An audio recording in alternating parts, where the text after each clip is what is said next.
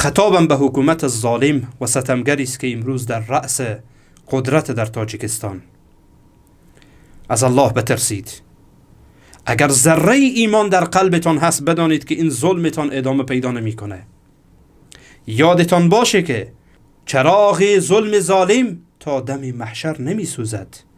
اگر سوزد شبی سوزد، شبی دیگر نمی سوزد.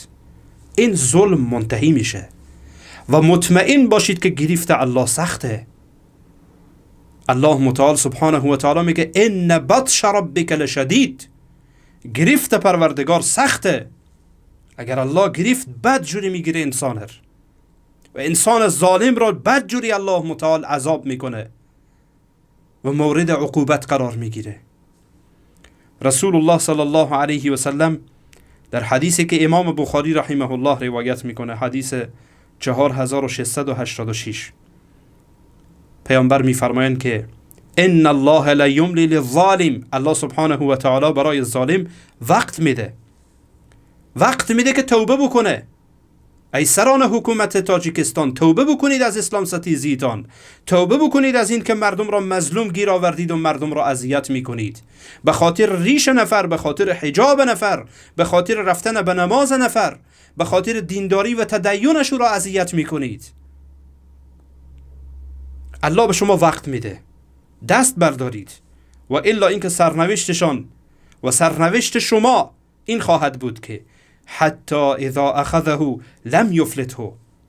وقتی که الله گرفت باز او را رها نمیکنه. رها کرده نمیشوید. مطمئن باشید. تاریخ را ببینید. فرعون با اون همه دبدبه چی شد؟ هتلری که در نزدیکی های ما بوده چی شد؟ استالین چی شد؟ لنین چی شد؟ تمام این ستمگران و دیکتاتورها و ظالمان کجا شدن؟ کجا هستن؟ زیر خاک رفتن. و بعضی از اینها به بدترین وجه ناپدید شدن و کشته شدن. گرفت الله سخته. عبرت بگیرید، پند بگیرید از گرفت الله. شما دارید مردم را اذیت میکنید به خاطر دین مردم، به خاطر عقیده و باور مردم، به خاطر حجاب مردم، به خاطر ریش مردم تفتیش عقاید میکنید. در کشوری که 90% مسلمانه، بیش از 90% مسلمانه، فکر میکنید باقی میمانید؟ با این حالتتان توبه کنید.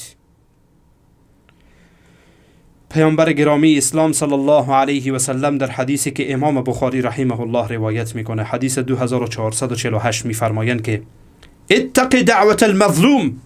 وقتی که پیامبر علیه السلام معاذ را به سوی یمن میفرستند برایش توصیه میکنند ای معاذ اتق دعوت المظلوم، از دعای بد مظلوم بترس. فانها لیس بینها و بین الله حجاب، چرا که در بین او الله حجابی نیست، پرده نیست. پرده ها دریده میشه وقتی که مظلومی در پیشگاه الله دعا بکنه و بخواهه که یا الله این ظالم را سرنگون بکن. و ای ملت تاجیکستان، رجوع کنید به الله متعال، رجوع کنید به توحید رب العالمین، دست از خرافات و بدعات بردارید و این تنها راه نجاته. تنها راه نجاته و اینه که چوکی های آنها را میلرزانه.